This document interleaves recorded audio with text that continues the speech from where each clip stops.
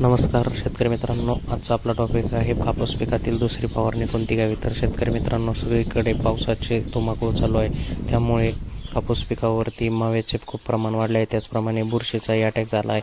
तर त्यामुळे आपल्याला या ठिकाणी दुसरी फवारणी घेणे गरजेचे आहे. तर दुसऱ्या फवारणीमध्ये आपण कुठले औषध घ्यावे या संदर्भात हा व्हिडिओ असणार आहे. तर शेतकरी मित्रांनो, या फवारणीमध्ये आपल्याला एक कीटकनाशक, एक बुरशीनाशक, त्याच पद्धतीने एक टॉनिक आणि एक NPK ग्रेड या पद्धतीने आपल्याला फवारणी करायची आहे. तर शेतकरी मित्रांनो, कीटकनाशकामध्ये आपण UPL कंपनीचं उलाला किंवा इंडोफिल कंपनीचं सॅपर हे औषध घेणार आहे. उलालाचे प्रमाण एकरी 80 ग्रॅम म्हणजेच पंपाला 8 ग्रॅम. त्याच पद्धतीने सॅपरचे प्रमाण एकरी 250 ग्रॅम म्हणजेच पंपाला 25 ग्रॅम प्रति.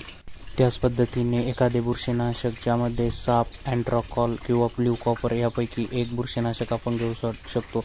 बुरशीनाशकाचे प्रमाण आपल्याला 25 ग्रॅम प्रति पंप याप्रमाणे घ्यायचे आहे. त्याच पद्धतीने या ठिकाणी आपण एखादे टॉनिक घेऊ शकतो, ज्यामध्ये आपण अवॉर्ड किंवा बायोविटा यापैकी एका औषधाची निवड करू शकता.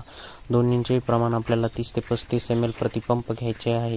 तर त्याच पद्धतीने या ठिकाणी आपण एखाद्या NPK ग्रेडचा उपयोग करू शकतो, ज्यामध्ये आपण 126100 घेऊ शकतो, की ज्यामुळे आपल्या कपाशीचे भरपूर प्रमाणात फुटवे वाढतील.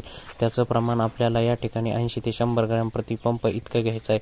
तर शेतकरी मित्रांनो, यामध्ये तुम्हाला स्टिकर ॲड करायचे आहे, जेणेकरून आपले औषध धुवून जाणार नाही पावसामुळे आणि आपल्याला रिझल्ट चांगला येईल.